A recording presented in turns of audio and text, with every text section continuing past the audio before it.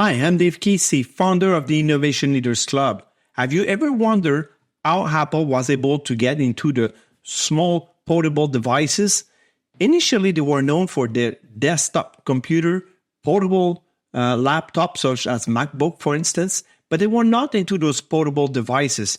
And they entered that market in just 8 months. So let's look at this fascinating story, how Apple was able to come up with their first, which was the iPod. For those who do not remember, iPod was the first portable devices Apple introduced. Let's have a look.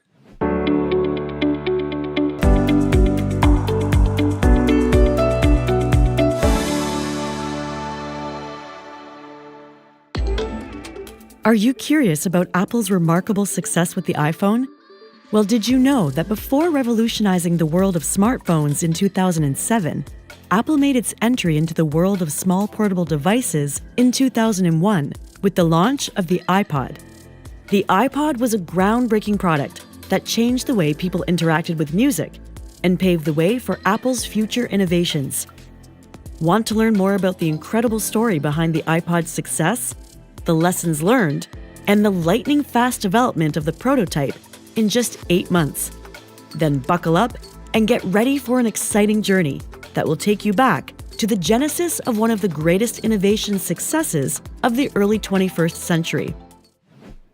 Before we deep dive into that story, at the Innovation Leaders Club, we have produced a visual guidebook for our club members to support them into developing their innovation strategy. More specifically, a proactive innovation strategy. So let's have an overview, and if you want, you may get access to this visual guidebook.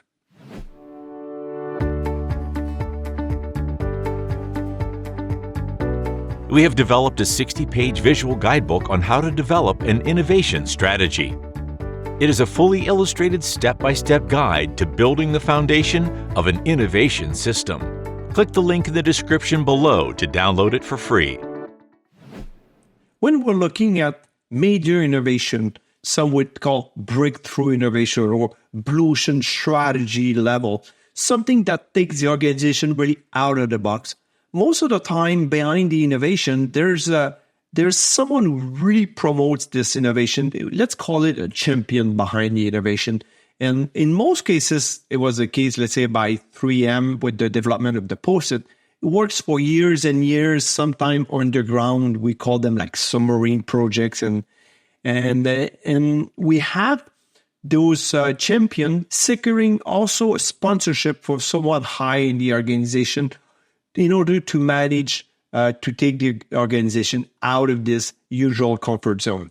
In this case, it's a perfect example with Tony Fadell, and you will see with the sponsor of T's job. So let's deep dive into this part of the story. Tony Fadell, a tech enthusiast and entrepreneur, made a name for himself after graduating from the University of Michigan. His skills and contributions earned him recognition in the industry, including developing handheld devices for Philips. He had a proven track record, having developed the Philips Velo and Nino PDA. But unfortunately, Real Networks, Sony, and Philips had already passed on his project. This was for many reasons, which could include how digital music had a reputation as illegal, and no one would want to be associated with such. At the time, one of the most popular websites for downloading illegal music was Napster, and the music industry was taking legal action against the site to try and stem the tide of piracy. It was a challenging time for companies in the music industry as they struggled to find a way to adapt to the new reality of digital music. Even established companies like Philips, which had a reputation for creating high-quality audio products, were hesitant to get involved in anything that could be seen as supporting illegal music. In 1999, Fadell founded Fuse, aiming to create a small and hard disk-based music player and online store for music. Although he failed to secure a second round of funding, his passion for innovation led him to join Apple. Tony Fadell's dream of creating a revolutionary music player was finally realized when he was hired by Apple in 2001 as an independent contractor to work on the project codenamed P68. With most of Apple's engineering manpower and resources already dedicated to the iMac line, Fadell put together a team of experienced engineers from his startup company Fuse and from General Magic and Philips to build the core development team for the iPod.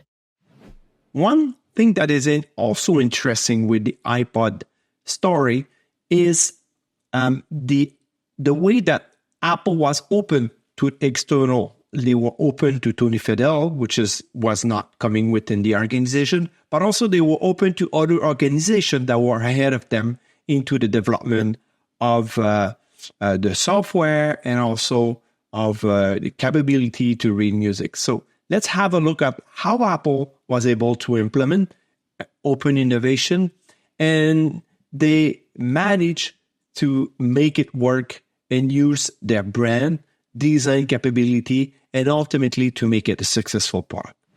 It all began when Tony Fadell partnered with a company called PortalPlayer to design software for the device, which would eventually become the iPod OS. In just 8 months, Fadell's team and PortalPlayer had completed a prototype of the groundbreaking device. The display was created in-house by Apple design engineer Jonathan Ive.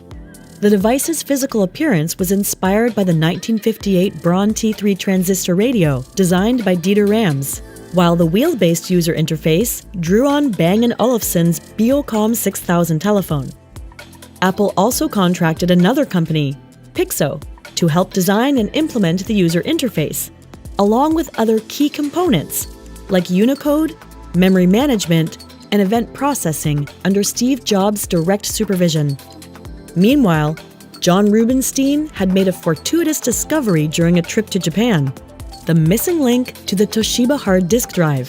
He purchased the rights to it for Apple and also made substantial progress on other hardware components like the screen and battery. The swift development of the iPod prototype is a testament to the ingenuity and efficiency of the teams involved. It's impressive that they were able to create a workable prototype in just 8 months, which is a relatively short amount of time for such a groundbreaking product. The iPod was introduced in October 2001 with a 5 GB hard drive, a monochrome LCD screen, and a mechanical scroll wheel. It was compatible with Apple's iTunes software, which allowed users to easily manage their music library and transfer songs to the device. Over the years, Apple released numerous iterations of the iPod, including the iPod mini, the iPod Shuffle, and the iPod Touch, which added new features like color screens, touch controls, and Wi-Fi connectivity. The iPod was immensely popular and helped to establish Apple as a leader in the digital music industry. One key factor in the speedy development of the iPod was Apple's collaboration with external companies. While Apple was not heavily involved in external partnerships at the time of the iPod's development, it did collaborate with 2 key external companies to create the groundbreaking device. By partnering with PortalPlayer and Pixo, Apple was able to tap into a wealth of specialized knowledge and expertise, which helped to accelerate the development process. This kind of collaboration and openness is not uncommon in many industries, as it allows organizations to leverage the strengths of other organizations to create a better end product. And in the case of the iPod, with Tony Fadell's innovative ideas and John's technical expertise, the two joined forces to bring the world the first ever iPod. It was certainly a successful strategy, as the device went on to revolutionize the music industry and set the stage for Apple's continued success. In the late 2000s, however, the rise of smartphones with built-in music players began to overshadow the iPod. In 2007, Apple released the iPhone, which included a music player and quickly became a popular alternative to the iPod. As a result, Apple began to phase out the iPod in favor of its more versatile and powerful smartphones. Today, the iPod is no longer a major product for Apple, and the company has largely shifted its focus to the iPhone and other mobile devices. However, the iPod remains an important part of Apple's history and played a significant role in revolutionizing the music industry and paving the way for the digital media landscape we know today.